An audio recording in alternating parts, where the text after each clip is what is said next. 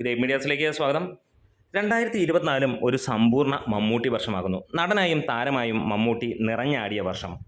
2024 മമ്മൂട്ടിയുടേതായി ഇറങ്ങിയ 3ഓളം ചിത്രങ്ങളാണ്. 2എണ്ണത്തിൽ നായകനും ഒരെണ്ണത്തിൽ വില്ലനുമായി മമ്മൂട്ടി അഴിഞ്ഞാടി.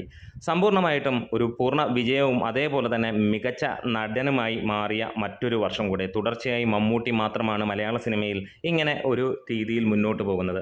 ആദ്യമായി മമ്മൂട്ടിയിൽ നിന്നെത്തിയത് എബ്രഹാം ഓസ്ലർ എന്ന ചിത്രമാണ്. ജയറാമിന് ഏറെ നാളത്തെ ശേഷം ഒരു വിജയം വേണമായിരുന്നു. അത് മമ്മൂട്ടി വില്ലനായി ഈ സിനിമയിലേക്ക് ചേക്കേറിയപ്പോൾ വലിയ വിജയമാകുന്ന കാര്യവും കണ്ടു.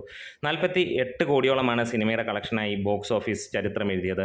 അക്ഷരാർത്ഥത്തിൽ പറയുകയാണെങ്കിൽ കഴിഞ്ഞ 20ഓളം മമ്മൂട്ടി സിനിമകൾ എടുത്താൽ ഒട്ടും തൃപ്തി വരാത്ത, താല്പര്യമില്ലാത്ത ഒരു മമ്മൂട്ടി വേഷമെന്ന് തന്നെ പറയാം. പക്ഷേ ആ ഒരൊറ്റ പേര് കൊണ്ട് മാത്രമാണ് ആ ഒരു സിനിമ അതിഗംഭീരമായ ഹിറ്റായത്. ജയറാമിന് ഒരു വിജയം ലഭിക്കുകയും ചെയ്യുന്നത്. പിന്നീട് മമ്മൂട്ടിയുടേതായി എത്തിയ മികച്ച സിനിമകളുടെ പട്ടികയിൽ ഒന്നാമതെത്തിയിരിക്കുന്നത് വേറെ ഒന്നുമല്ല, ഭ്രമയുഗമാണ്. കൊടുമൺ പോറ്റിയായി മമ്മൂട്ടി അഴിഞ്ഞാടിയ ആ ഒരു സിനിമ മമ്മൂട്ടിയെ കാണാനേ ഇല്ല. കൊടുമൺ പോറ്റി ഒരു റെക്കോർഡ് തീർത്ത് തന്നെയാണ് ഇവിടെ മുന്നോട്ട് പോയിരിക്കുന്നത്. ഒരു ബ്ലാക്ക് ആൻഡ് വൈറ്റ് ചിത്രത്തിൻ്റെ ഏറ്റവും വലിയ വിജയമെന്ന് തന്നെ പറയാം. 84 കോടിയാണ് സിനിമയുടെ കളക്ഷനായി മനോരമ ഉൾപ്പെടെയുള്ള മുൻനിര മാധ്യമങ്ങൾ പുറത്തുവിട്ടത്. ഇതേ മനോരമ തന്നെയാണ് പുലിമുരുകൻ 100 കോടി അടിച്ചുവെന്നും ഇന്ന് ആരാധകർ അത് എടുത്തു കാട്ടി നടക്കുന്നതും.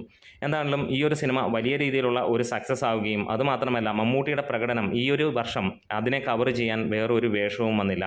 അത് പുതിയ ആളുകളിൽ നിന്നോ പഴയ ആളുകളിൽ നിന്നോ വന്നില്ല, അത് കേരളത്തിൽ നിന്നോ. കേരളത്തിന് പുറത്തു നിന്നും ഒരു താരത്തിൽ നിന്നും അങ്ങനെ ഒരു പ്രകടനം ഇതുവരെ കണ്ട് ഇല്ല എന്നും തന്നെ പറയാം.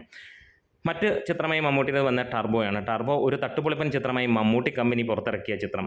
അതും മമ്മൂട്ടിയെ സംബന്ധിച്ചിടത്തോളം മികച്ച ചിത്രം തന്നെയായിരുന്നു. അഭിനയിക്കാൻ ഗംഭീരമായിട്ട് തന്നെ അദ്ദേഹത്തിനുണ്ടായിരുന്നു. ഒരു മാസ് മസാല എൻ്റർടൈനറിലായി നിൽക്കുമ്പോൾ മമ്മൂട്ടി ഒരു കാര്യം അവിടെ തെളിയിച്ചു, താൻ ഇപ്പോഴും സിനിമയ്ക്ക് പുറകെയാണ് എന്നുള്ള കാര്യം. തൻ്റെ ആത്മാർപ്പണവും അദ്ദേഹം അതിനകത്തിൽ തന്നെ കാണിച്ചു. ഈ 73-ാം വയസ്സിൽ അദ്ദേഹം ചെയ്ത ഈ സിനിമയിലെ സ്റ്റണ്ട് രംഗങ്ങൾ കാണുമ്പോൾ ഒരു രക്ഷയുമില്ല എന്ന് പറയാം. തൻ്റെ സമകാലീനായ രജനീകാന്തിൻ്റെ ജയിലർ പോലെയുള്ള സിനിമ കണ്ടപ്പോൾ എത്രത്തോളം ഡിഫറൻസ് ആയിരുന്നു എന്നുള്ളത് നമുക്ക് മനസ്സിലാക്കാൻ കഴിഞ്ഞു. കൃത്യമായി അശ്വന്ത് ഗോഗ് പറയുന്ന പോലെ വയ്യ എന്നുള്ള രീതിയിലാണ് രജനീകാന്തിനെ കാണാൻ കഴിഞ്ഞെങ്കിൽ ഇന്ന് മമ്മൂട്ടി ഈ ഒരു സിനിമയിൽ അദ്ദേഹത്തിൻ്റെ കരിയറിലെ ഏറ്റവും മികച്ച രീതിയിലുള്ള ആക്ഷൻ രംഗവുമായിട്ടാണ് വന്നിരിക്കുന്നത്. ഈ ഒരു സിനിമയും മമ്മൂട്ടി കമ്പനി പുറത്തുവിട്ട കണക്കുകൾ പ്രകാരം 70 കോടിയാണെങ്കിൽ സിനിമ ഫൈനലായി വന്നത് 90 കോടിക്ക് മുകളിലാണ്.